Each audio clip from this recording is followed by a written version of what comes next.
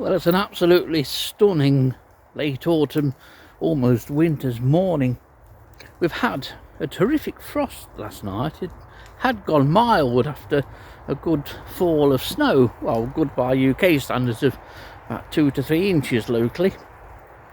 And then it turned to rain, and it's rained and rained, and yesterday it finally stopped and the sky cleared and the frost came down, and everywhere that's not been caught in the sun is beautifully frosty. It's a lovely, lovely morning.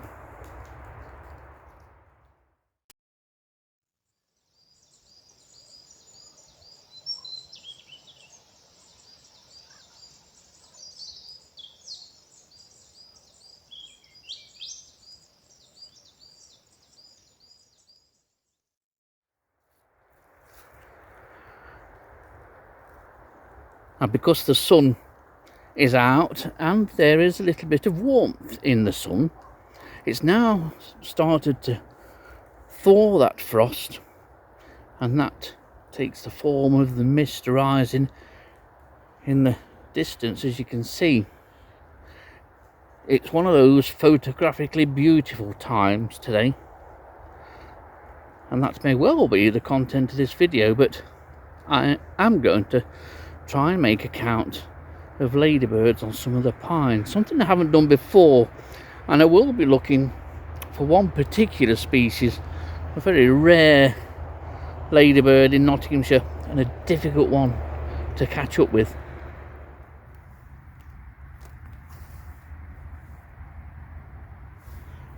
It's surprising how quickly the frost is going once the sun gets to work on it,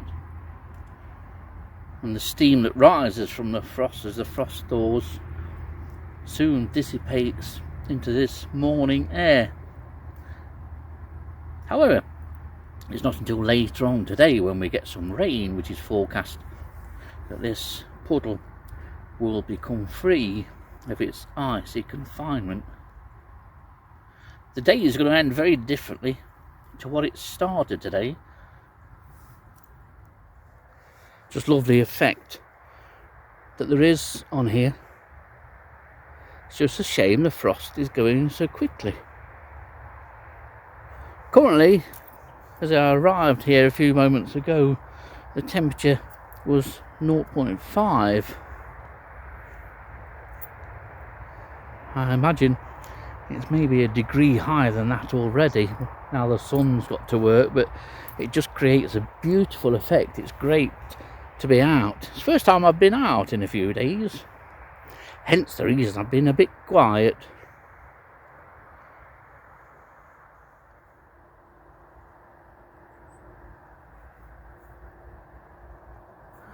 I was going to say very little bird call today, but I can hear a skylark.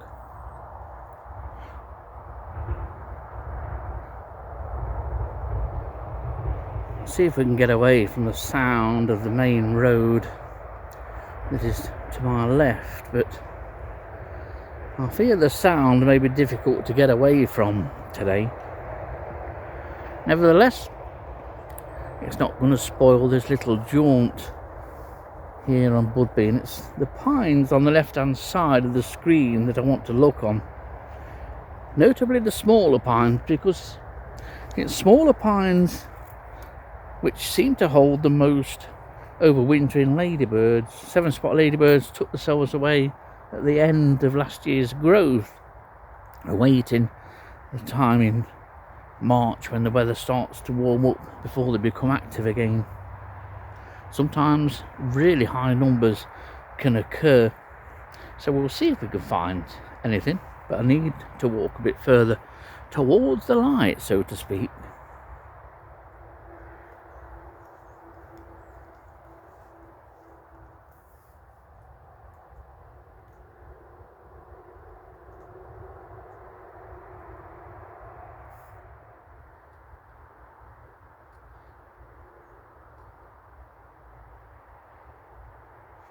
Very little, as I mentioned, in the way of bird calls. An interesting one just a minute or so ago. Sounded very much like that bunt, but it wasn't. The only thing that's calling is a jay, to be honest, but the main reason why I popped on here is not only to get some nice shots of the frosty conditions, but to look on these pines here for 7-spot ladybirds. Looking for ladybirds and counting ladybirds over the winter months was something Dillis and I did many years ago, and we stopped doing it and I've never done it since. But when it's everywhere as icy as it is this morning, or covered in frost, if you want to get your fix of invertebrates, counting ladybirds is one way you can go about it.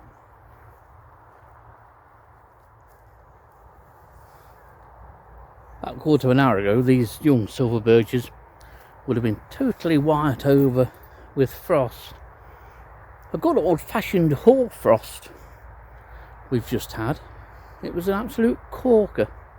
However, it's soon disappearing now. The effect has gone, but I do like the effects of the remaining water droplets on these silver birches. Look as though they're encrusted with diamonds, to be honest. I don't know how well it'll come out on the screen, but they look an absolute picture.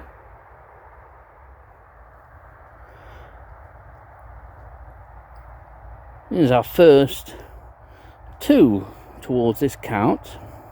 I'm only going to do a shortish count. I can see a third one on this particular small Scots pine, but this is typically how you find 7-spot ladybirds.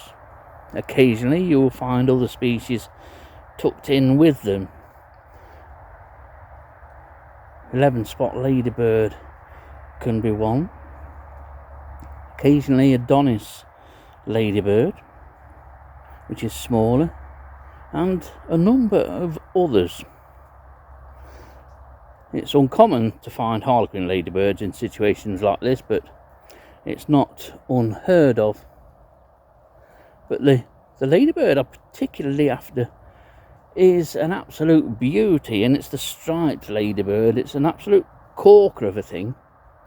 It's a species, an arboreal species of pines, and in many years searching for striped ladybird, I only found it on a handful of occasions. And in this vicinity, a number of years ago, Dillis and I did find larva and pupa of striped ladybird. It's a beautiful species.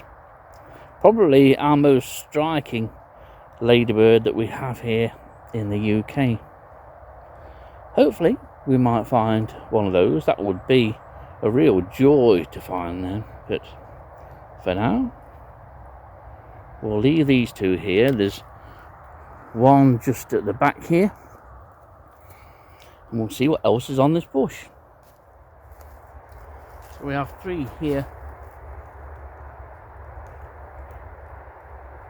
4, 5 and 6, 3 together on here, 7.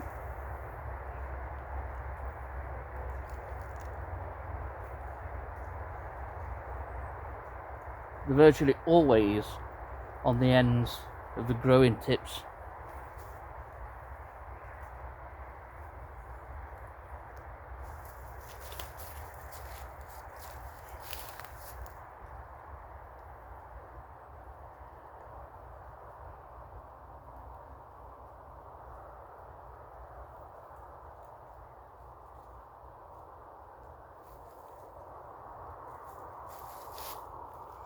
So 7 on here in quite a small area. This isn't a large pine, as you can tell. It's only about 8 feet tall at the very top. And quite often it's smaller pines are even better. We've had counts of like 37-spot ladybirds on pines about 3 foot high with not much to them at all. And you may wonder, the proper coleopterist amongst you will be wondering, what's he doing wasting his time counting 7-spot ladybirds, something so ridiculously common? Well, it's fun. You can do this with the kids. drag the kids out, and even the wife. You might have to drag her kicking and screaming and put about 20 layers on the top of her, but you can make a family little event of this. And if you send your data in, your actual count, it's providing useful data. Counting ladybirds is a great way of monitoring the populations on your local nature reserve, or even in your garden. This is something you can do at home. 7-spot ladybirds and all the ladybirds aren't confined to sitting on the end of pine growth.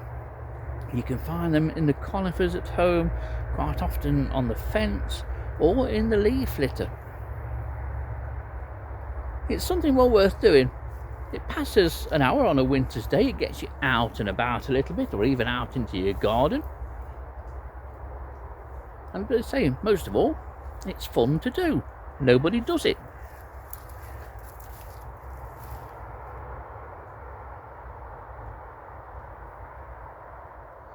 Well, on to 11, and then I've just found there's a group of 5 here, all 7 spots tucked in, 4 there, and then if I turn it round, 1 there.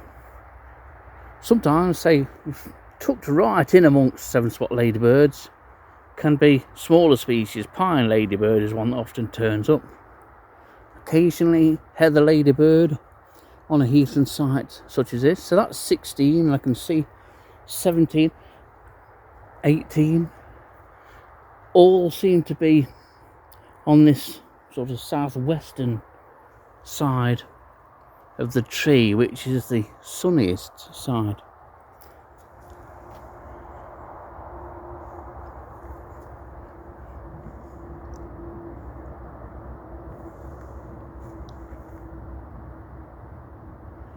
Looks brilliant where this moss has been frozen in the night and continues to remain frozen, and the old flower, or not that they're really flower, but the old stalks that held the pods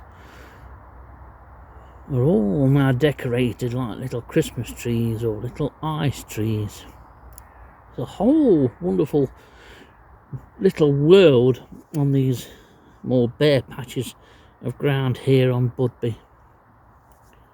Beautiful.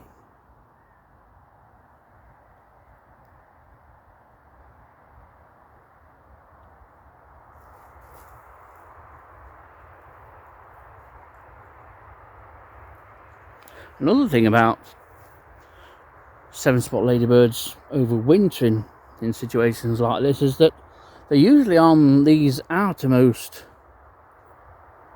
twigs or growths. You won't find them tucked into the centre of the tree. They're always on the outer limits and edges of the tree.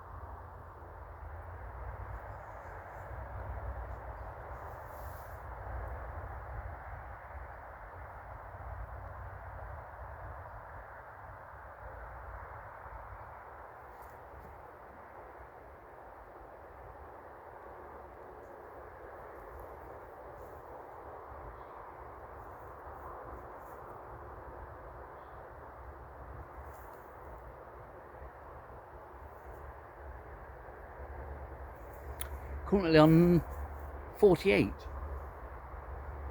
There's one quite high on here, but normally they're within between 3 and 6 feet off the ground. Probably not always as high as 6 feet, to be honest, but from the pines that I've looked on, they're all on the sunny side, or at least that side of the tree that does attain at least some sunshine during the day. They seem to be avoiding the cooler northern side to these pines.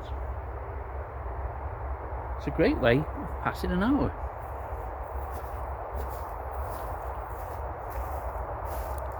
It may seem rather strange why any invertebrate would want to sit through the winter exposed, but there's probably a reason why seven spots and a few other ladybirds do this, especially on pines. They do get a certain amount of protection, and it's the pine needles themselves going up, all facing upwards away from the growing tip, or towards the growing tip further down the branch here.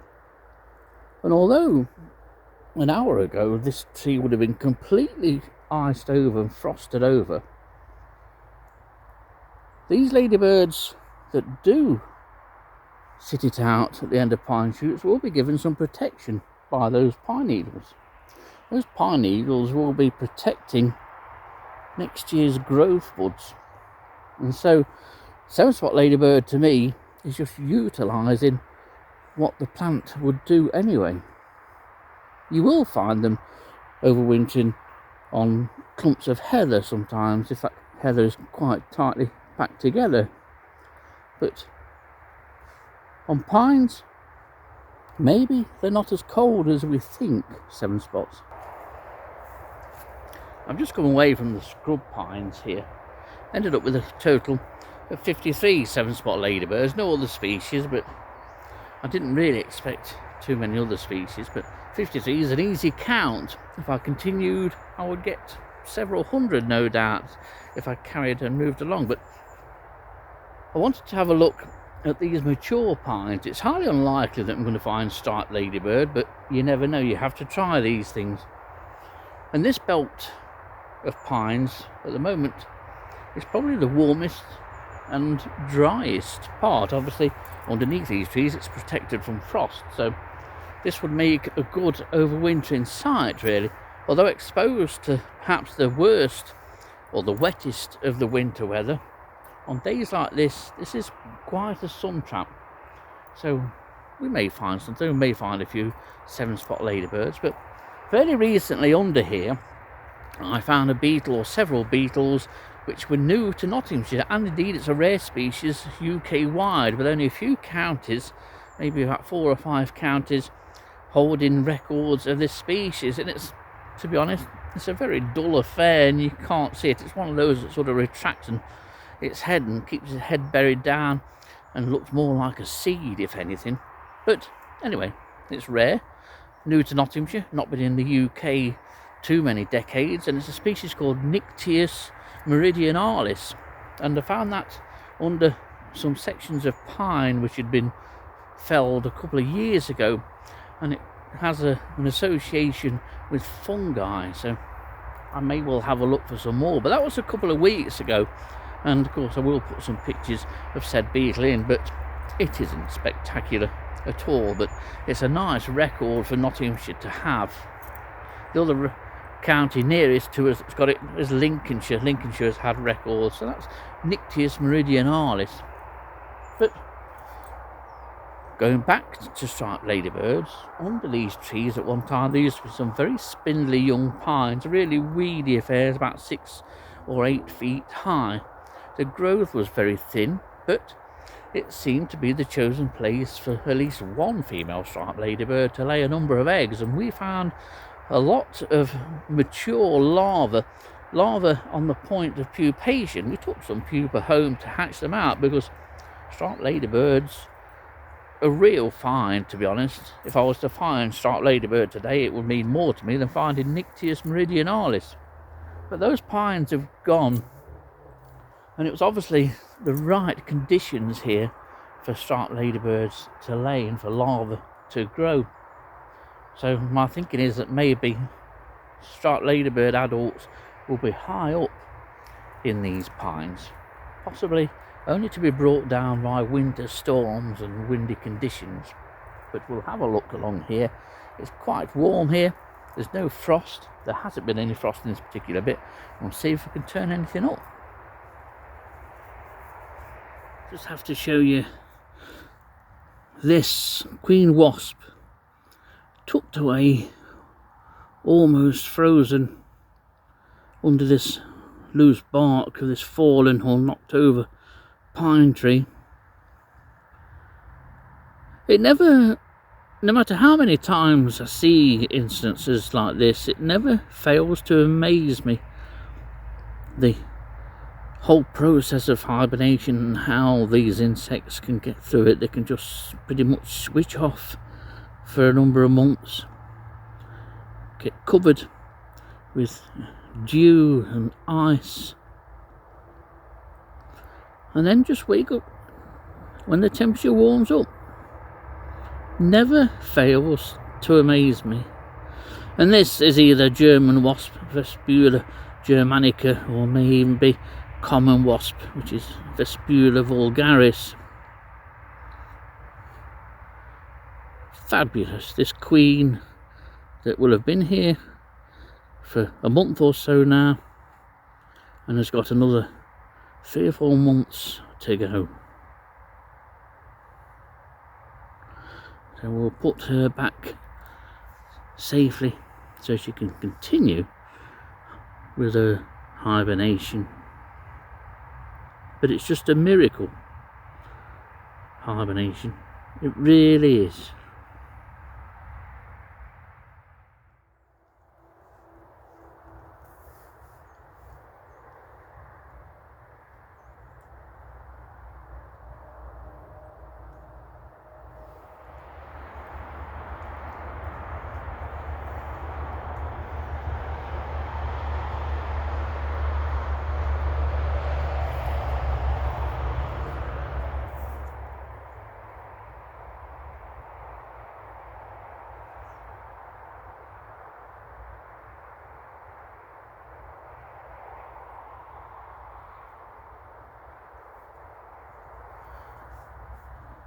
Well, like bracken or not, and most people hate the stuff, when it's in a situation like this, it's absolutely fabulous. It looks just as though it's on fire. It could almost be flames coming off the ground here. Backlit, of course, is what makes it, being backlit by the lovely autumn sunshine that we've got here today. But it just looks superb, and it's set under a couple of large pines on this part of Budby. It really is a photographer's dream today.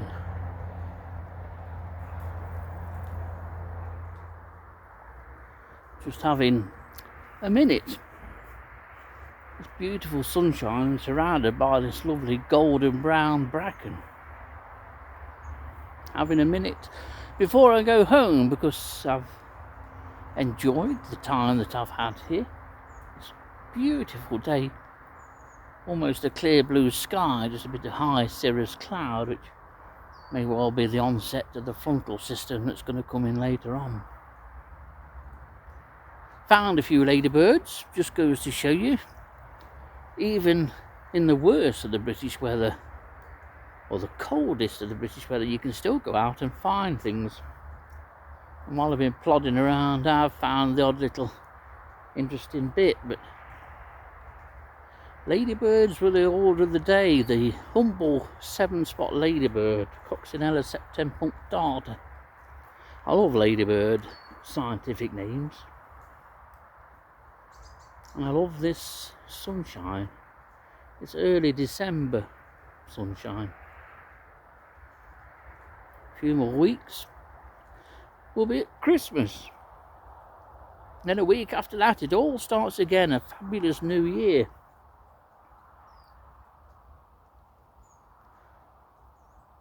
But today, for 5 more minutes before I head home, I'm going to enjoy this lovely sunshine here on Budby South Forest.